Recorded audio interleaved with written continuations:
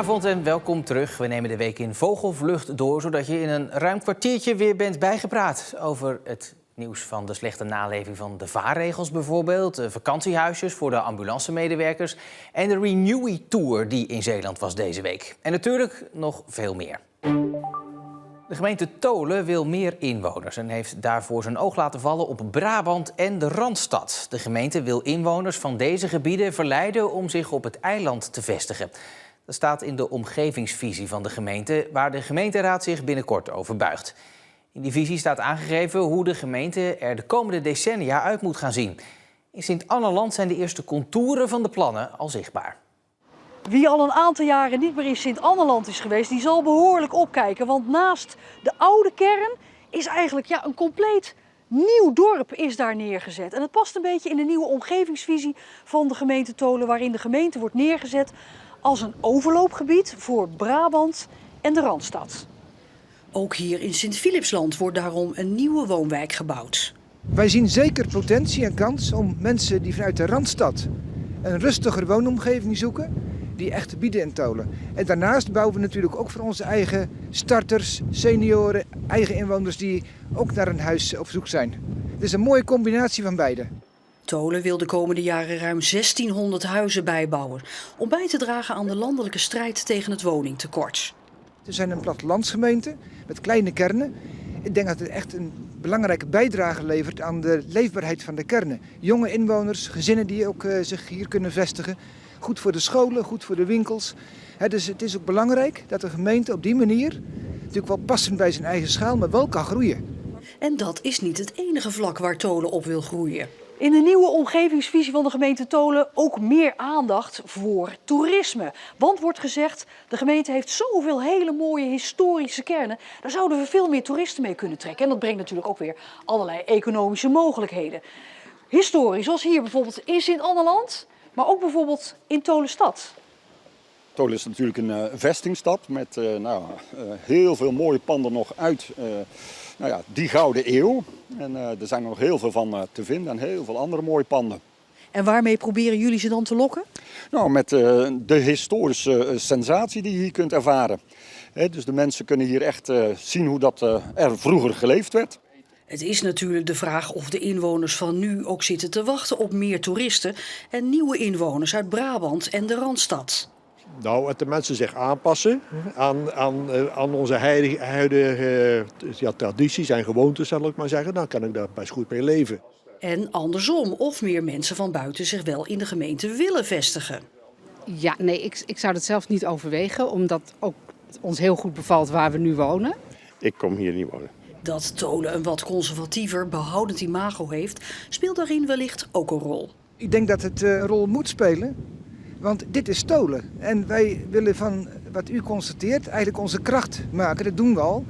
Als mensen houden van rust en fijn wonen en een warm bad binnen de kern en rond mensen heen. Hè. Als je je daartoe aangetrokken voelt, dan mag dat voor mij conservatief heten. Maar dan zit wel onze kracht. Daar zijn we heel trots op. Ja. In deze zomermaanden is het druk op het water met de beroepsvaart en de recreatievaart. En die drukte zorgt regelmatig voor ergernissen en gevaarlijke situaties op het water, omdat niet iedereen de vaarregels kent. Rijkswaterstaat is een campagne gestart waarbij ze watersporters vaker aanspreken op het naleven van de regels. Goedendag meneer. Mijn naam is Roos Meels, Rijkswaterstaat.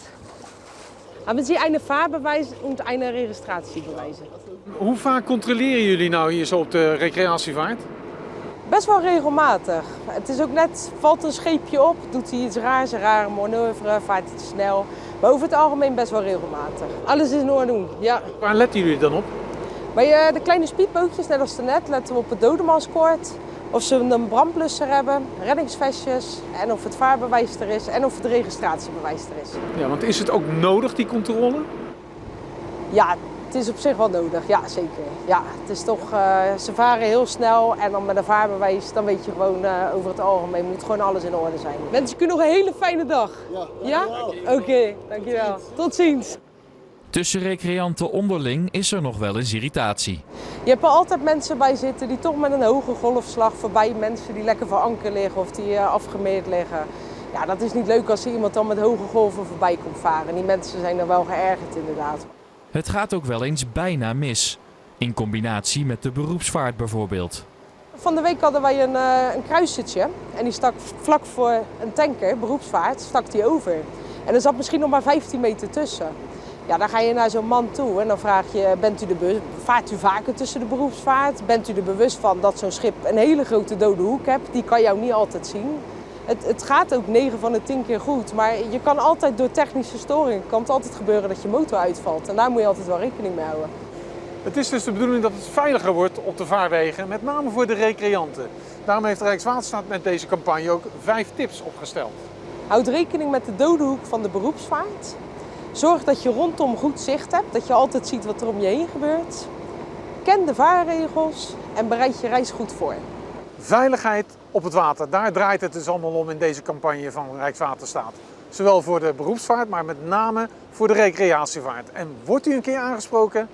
Ze doen het niet om u te pesten, ze doen het om u te helpen en te zorgen dat u zich bewust bent van het gevaar. We willen eigenlijk gewoon dat iedereen op het water een fijne dag heeft.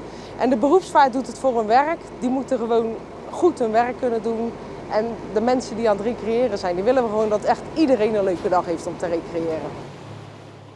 Sinds hij in 2017 voor het eerst werd gespot in Zeeland, vormt de Aziatische hoornaar een gevaar voor de bij. Sabrina uit Breskens die houdt nu al 10 jaar bijen en heeft de handen vol aan de bestrijding van de invasieve exoot die haar 200.000 bijen bedreigt. Nou, je ziet gewoon, ze komen aanvliegen, ze plukken een bij als het ware uit de lucht en daar vliegen ze mee weg. Het zijn dan toch onze bijtjes. Sabrina probeert de Aziatische hoornaars nu te vangen, in de hoop dat ze zo het nest kan vinden en weg kan laten halen. En dan moet je hem in een potje zien te krijgen en merken. Hier, zie je hem? Sabrina wil dat mensen de Aziatische hoornaars sneller leren herkennen en daardoor vaker melden. Want dan kan het insect beter bestreden worden. Dan krijg je in beeld hoe groot het probleem is en dan kun je er gerichtere acties op gaan zetten. Want nu hebben we eigenlijk, overkomt het ons en hebben we eigenlijk nog niet echt een idee hoe groot het probleem echt is. Mocht je een Aziatische hoornaar zien, dan kan je dat melden via waarnemingen.nl of bij een bijenvereniging.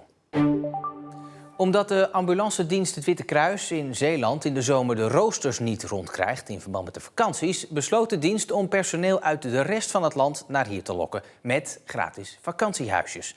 Personeel viert dan hier vakantie en springt ook bij de Zeeuwse ambulances af en toe bij. De gratis vakanties zijn nu zo populair dat er inmiddels een wachtlijst is. Op dit moment hebben we 10 mensen op de wachtlijst staan.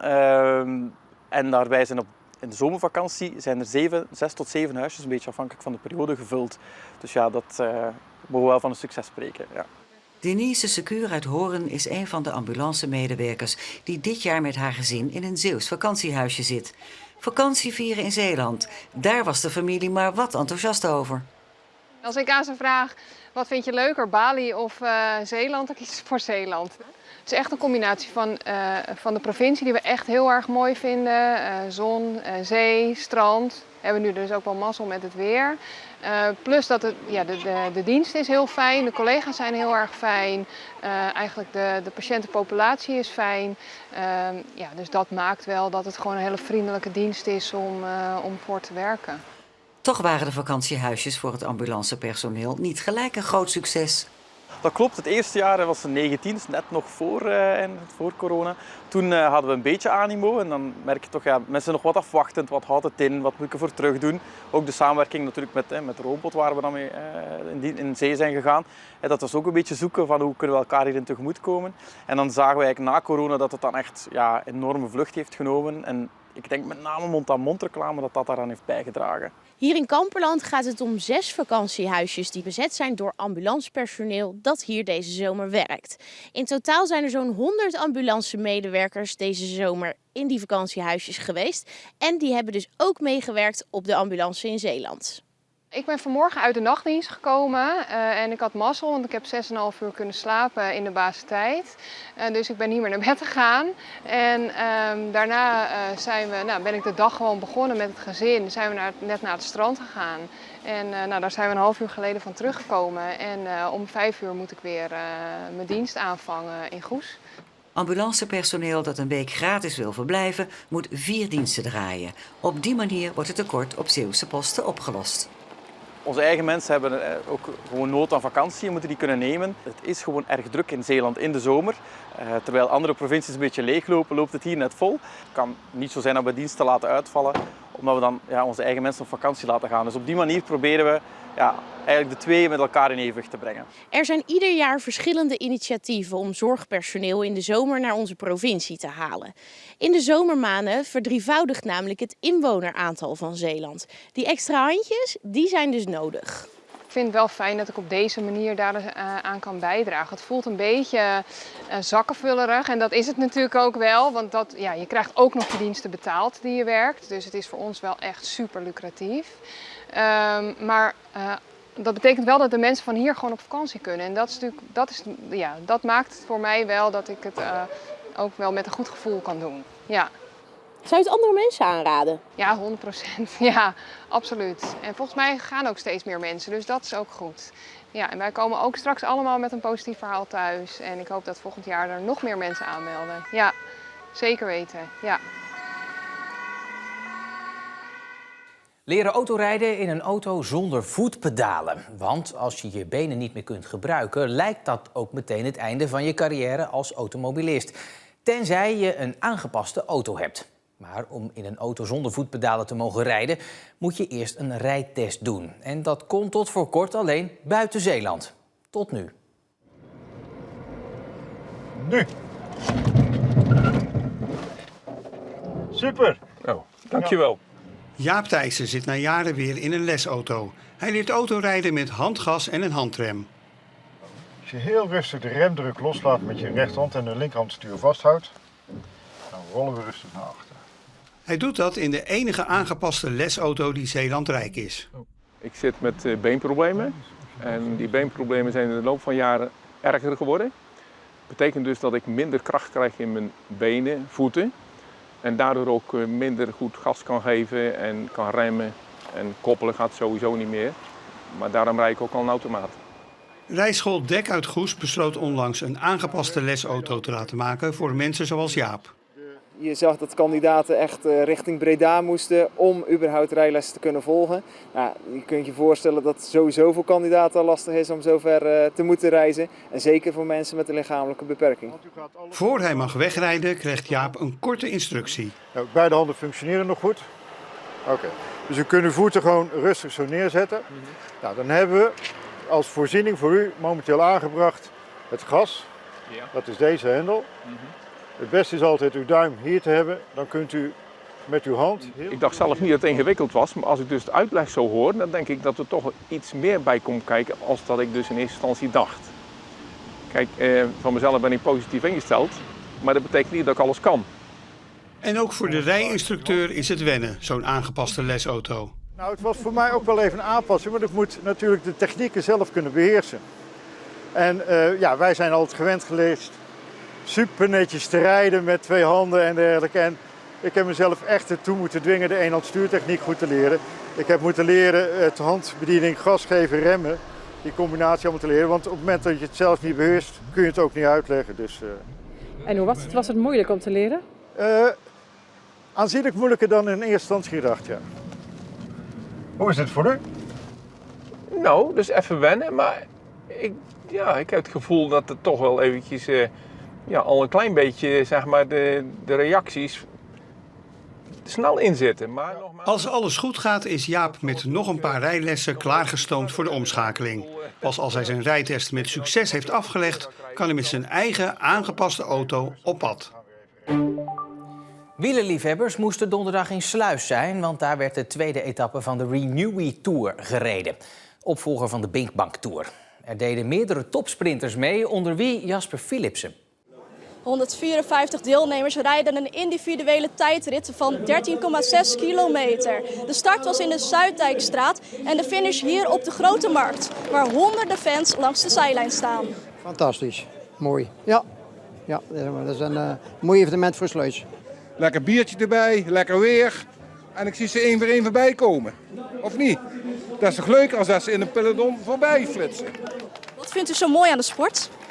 Ja, de spanning en de mannen die zo gedreven zijn om alles tot op het einde vol te maken. Dat is geweldig. Deze Renewi Tour is onderdeel van de World Tour. Wat betekent dat de beste 18 ploegen meedoen.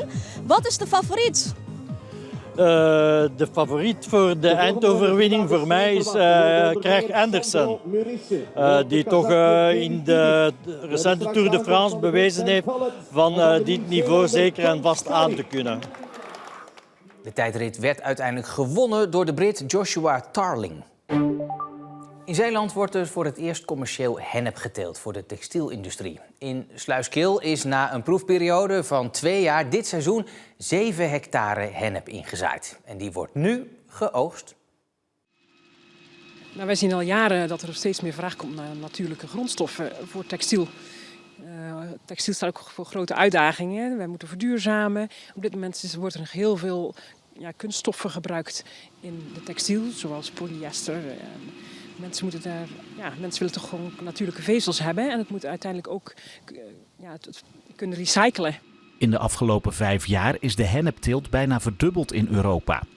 Om de hennep te kunnen oogsten is er speciaal een nieuwe machine ontwikkeld. Normaal wordt hennep geoogst in kleine stukjes van 10 centimeter. En dan wordt het eigenlijk meer als een soort warvezel gebruikt. En eigenlijk vooral voor industriële toepassingen, zoals isolatie of papier. Maar daar kan je niet echt een mooi hoogwaardig garen van krijgen. En met deze machine knip je de hennep in 2 stukken van 90 centimeter, waardoor je het mooi ook in een zwat kan leggen, zoals het vlas. Het kan ook roten. Daarna kunnen we het ook oprollen en kunnen we het zwingelen. De oogstmachine is mede gefinancierd door de Europese Unie, die de hennepteelt wil stimuleren. Het verbouwen van hennep is namelijk goed voor de bodem. Het gewas heeft geen bestrijdingsmiddelen of kunstmest nodig. Het is echt een Europees initiatief. Dus dit gaat waarschijnlijk naar een spinnerij in Frankrijk. En dit wordt dan ook geweven. En dat komt terug als een doek. Dat kan een doek zijn voor gordijnen of voor meubels. Maar ons objectief is eigenlijk om echt textiel te krijgen voor een overhemd of een jurk. De plant is niet bedoeld voor andere doeleinden. Dus een joint draaien zit er volgens Eugenie niet in.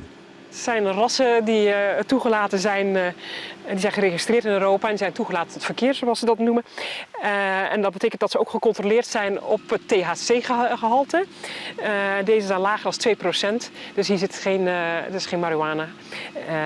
En zelfs om CBD te maken is het eigenlijk niet geschikt. In de toekomst gaat de oogstmachine ook in andere landen oogsten. Eugenie hoopt in Zeeland haar percelen te kunnen uitbreiden. En zo bent u weer helemaal op de hoogte van het Zeeuwse nieuws van de afgelopen week. Het laatste nieuws, daarvoor kunt u natuurlijk altijd terecht in onze app en op onze website omroepzeeland.nl. Fijne avond.